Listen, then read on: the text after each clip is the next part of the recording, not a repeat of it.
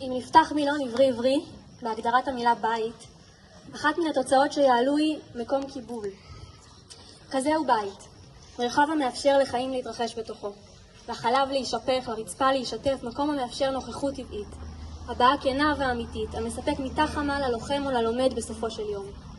אם כך יוצא שהיום אנחנו עוזבות בית אחד, ובעוד 1.5 חודשים נעזוב בית נוסף. כך זה פשוט יקרה, הדלת תיפתח ועדיין אין שביל. יש אבן ראשונה מונחת בהמתנה שנעבור דרכה ונתחיל לספר את הסיפור שלנו. אבל עוד אין שביל, יש רק שאלה שמעוררים כאבי הגדילה. האם עליי להיות לנערה המנערת מעליה את בית גידולה ומקום לימודיה ורצה קדימה אל העתיד רצוף האפשרויות? או אולי מוטב שיהיה לצו שחיבורו לביתו מאט את קצבו, אך משאיר אותו מוגן בכל צעד? על התהייה הזו יענה יהודה עמיחי. כי אדם יוצא מבית והבית אינו יוצא מן האדם.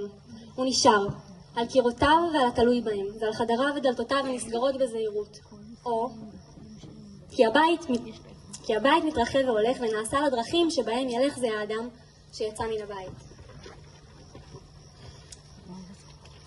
יהודה עמיחי לא יסכים עם הנערה המתנערת, אך גם יאמר הצו האובססיבי, בית הוא לא חוץ, בית הוא פנים. הוא יבקש שיקח את אותו הבית ויהפוך אותו ממעטפת מחבקת לאבוקה המאירה את החדרים החשוכים של הלב. לעמוד אש המאיר את הדרך כשחשוך. כי אדם יוצא מבית והבית אינו יוצא מן האדם. אנחנו יוצאות מכאן, מורים ומורות, אנחנו יוצאות אבא ואמא, יוצאות על דרכנו שנסללת תוך כדי הילוכנו. יוצאות עם קריאה פנימית של השם לאברהם, לך לך. אני כבר אראה לך את הארץ, אני אראה לך אותי, אבל לך, אני שומר עליך, אני שומר עלייך. לכי אומר הקדוש ברוך הוא, לכי אומר מורה, לכי אומר הורה, יש עולם שלם שמחכה לך. לכי בלי היסוס ופחד, לכי להאיר אנשים באור שלך, אותו האור שמואר מכוח אהבתנו עלייך, אותה האבוקה העשויה ממנו, הורייך. לכי לך בכוחך זה, לכי. אני אלך. הנה זה קורה, אני הולכת. רק לפני שיגמר, כשנארוז תיק ביחד, אבקש מכם לארוז לי דבר נוסף. את הניגון שלכם מוריי, את הניגון שלכם מוריי, אענוד אותם כקמע על צווארי, וכשגעגוע יעטוף אותי, וארגיש נטולת הגנה ואשאל, היהו ביתי, הניגון יזכיר לי. הבית שלך הוא בתוכך, כי הורייך זורמים לך בעורקים, ומורייך מלווים אותך מרחקים ארוכים, אבל זו שמוליכה את הגוף הזה זאת את. לך היכולת ושלך השליחות, הורייך מלווים אותך מאחור, אליהם את יכולה לחזור כשקר מדי בחוץ. כשהולכת ודועכת האבוקה, אז יאמרו, שובי מתוקה, שובי הביתה לתדלק, שובי לנוח, תני לרוח להישאר בחוץ. אחר כך תצאי בכוחות מחודשים. זו תנועה כזו, תנועה של נשים, חוץ ופנים, שוב החוצה ושוב פנימה, משטף החיים אל רחמיה של אמא.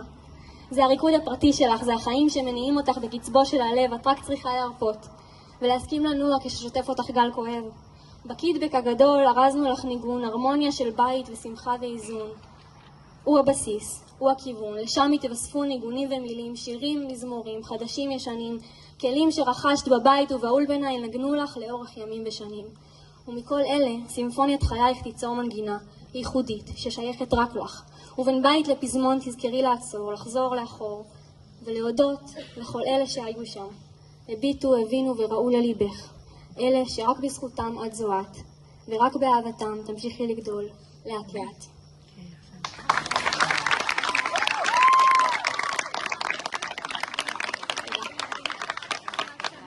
אני מתרגשת להזמין לבמה את אבא שלי היקר, לנגן איתי את השיר העולם ביותר, שתלתם ניגונים את פניה ברקשטיין.